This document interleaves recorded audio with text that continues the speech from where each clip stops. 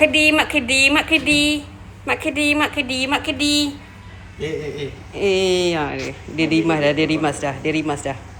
Dia bukan boleh lama-lama gomol dia. Mak kedi. Mana bunyi enjin motorbot mana? Ya, try. Mak kedi. Dah gemuk kan budak ni? Bulu-bulu dia masih rontok-rontok lagi tak? Banyak lagi tak rontok-rontok dia? Dia menjilat lagi tak? Dia dah tak stres dah. Oh ni je lah yang rontok. Sebabkan kita letak ubat kutu Revolution. First time. Budak-budak ni tak pernah pakai ubat kutu Revolution. Daripada kecil memang pakai Advocate je. So agaknya tak tahan kot kat dia.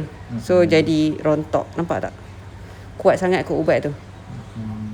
Tengok bulu dia okey dah. Dia menjilat lagi tak? Tak. Anak buah dia yang jilat. Anak buah dia yang tolong jilat. Mak kedi, mak kedi, mak kedi. Lari!